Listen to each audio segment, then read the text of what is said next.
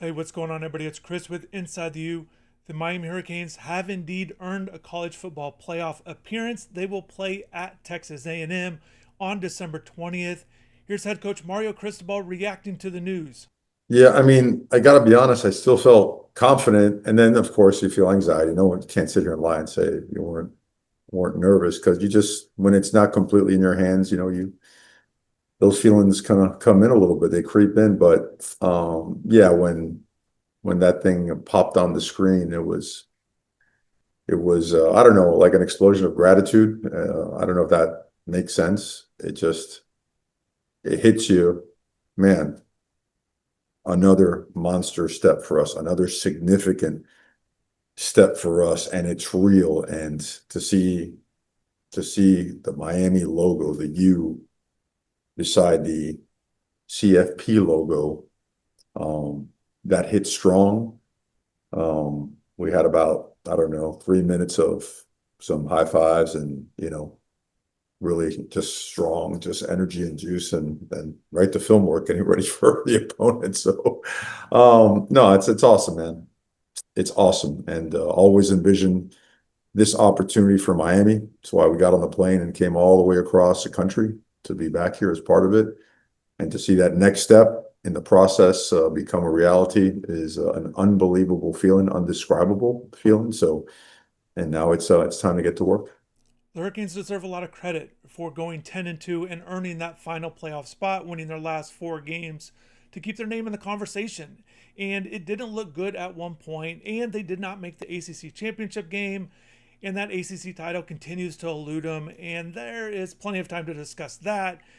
But to make the playoffs and earn that final spot over Notre Dame, obviously head to head eventually came into factor. But look, this program, I think it was very important to have some sort of accomplishment this season, either a playoff spot or get to the ACC title game, certainly win an ACC title. That would have been great. And in year four under Coach Cristobal, it was feeling like it was going to be a little bit of empty results. 10-2 is great. Back to back 10-win seasons for the first time since '02 and '03. That deserves a lot of credit. However, again, it felt a little empty, regardless if they were going to be left out, should have been left out. It definitely looked like they were going to be left out until today. And a lot of the guys have to be very excited for this. Unfortunately, what Cristobal said was the team wasn't together when they had this big announcement, this huge, the program's first playoff appearance. And they weren't together. It wasn't a team meeting and they all saw together. They weren't scheduled to meet today. And they're going to meet as a team on Monday as they get ready for this next game. But certainly, Cristobal was definitely excited, said it's a step in the right direction for this program. But he made sure to point out that they just don't want to be participants in the playoff. They definitely want to win games and, going to Texas A&M, a program that they're familiar with. Look, Mark Cristobal went 1-1 against Texas A&M, a different Texas A&M team, obviously, than the one this year, which went 11-1, started out 11-0, lost that last game, regular season game to Texas. More on them a little bit later. But Cristobal is familiar also with Mike Elko, a team that he lost to, a coach that he lost to when Coach Elko was at Duke in 2022. So Coach is familiar with them. He said a lot of positive things today in the teleconference about Coach Elko, the job he's done at Texas A&M. He expects it, or he knows that this is a fast, physical team, and they're expecting a big challenge. And Texas A&M certainly has a good quarterback, having a great season this year in Marcel Reed. And there's a lot of challenges that this game is going to present. And one of it being, it just initially, this team has to quickly get over how they got here or all the controversies surrounding it. Look, they're in. There's nothing more to discuss about whether they should or shouldn't and pleading their case and all this stuff that was going on these last few weeks. They're in and they've got to get ready for this game. And again, it comes quick. They're going to have practices this week. Essentially, it's going to be 2 game weeks, but just not a game this week. As they get ready to prepare for the Aggies, a little bit of a rundown. We'll go through it a little bit with what Texas A&M has done this season. Texas A&M started ranked 19th in the AP Top 25 preseason poll and quickly got into that top 10 after a 41-40 win at Notre Dame. Immediately, the week after Miami beat Notre Dame. So they're 3-0 at that point, looking good. And then they keep that momentum going with conference wins at home against Auburn, Mississippi State, and Florida. And again, they kind of just continue that momentum forward with 3 key road games. Essentially, it's what kept their season going in a great direction with 3 road wins at Arkansas, LSU, and Missouri. And at that point, everybody was taking notice, and certainly, again, more momentum. There was some talk that Texas A&M was the best team in the country, and they just continue to win. So they get the wins against South Carolina and Samford, sitting again at 11-0 in late November, that game at Texas. And it didn't go well. They lost 27-17. They haven't played since then. That was right after Thanksgiving. So it's another team like Miami that has been waiting to play again. They didn't play on conference championship weekend. So we'll see what Texas A&M has in store in terms of coming off a loss. It's the first time that they've done that this season. So they're definitely, obviously want to correct the things that didn't go well in that game against the Longhorns. Whereas Miami has won its last 4 games, and they're just hoping to continue that momentum heading into this one. And just looking at some of the statistics between the two teams and kind of how they compare from national ranks, I do want to mention Texas A&M. They were top 5 in total offense and total defense in the SEC. So kind of a balanced team, the way you look at it in terms of what they do offensively and defensively in terms of the SEC ranks there. National ranks in total offense, Texas A&M is 20th, averaging 454 yards of total offense per game. In comparison, Miami's 29th at 425 yards per game. In terms of scoring offense, Texas A&M is ranked 14th nationally, averaging 36 points a game. Miami is 20th in scoring offense at 34 points a game. When it comes to the passing offense, they're similar as well. Miami is ranked 19th at 275 passing yards per game, whereas Texas A&M is ranked 34th, averaging 261 yards per game. And this is offensively something that stands out as certainly a big difference. Miami certainly wants to run the ball, but Texas A&M has had a lot more success running the ball, not just with their backs, but with Marcel Reed at quarterback. More on Marcel, I'll break that down in a little bit later. But Texas A&M, 25th in the country in rushing offense, averaging 192 yards per game, whereas Miami ranks 77th nationally, averaging 150 yards per game. Again, yes, there's a difference in the quarterback running, but Miami has had its struggles a little bit up and down with its run game.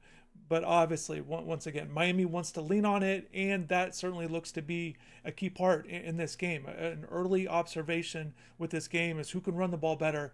Certainly, I think will play a big factor in this one, but we've got a couple of weeks to really dissect everything heading into that game on December 20th. And much like how there were differences between the teams in rushing offense, there's also differences in rushing defense between the two teams. Miami ranks 7th nationally in run defense, allowing only 87 yards on the ground per game, whereas Texas A&M ranks 38th nationally, allowing 127 yards per game. So like I said, paying attention to the run game is going to be a key factor in this game, but the quarterbacks certainly are going to play a big factor in this one. And let's go through the breakdown between these two quarterbacks, Carson Beck for Miami and Marcel Reed for Texas A&M.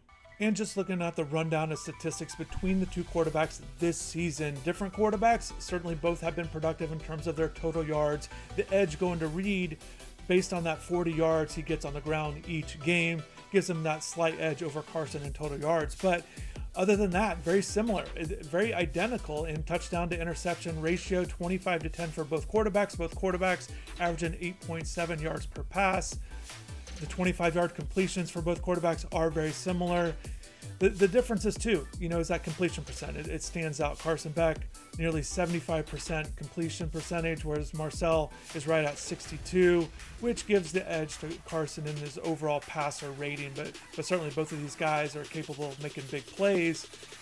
And another edge to Carson is that experience. 34-5 as a starter, includes that 24-3 mark at Georgia.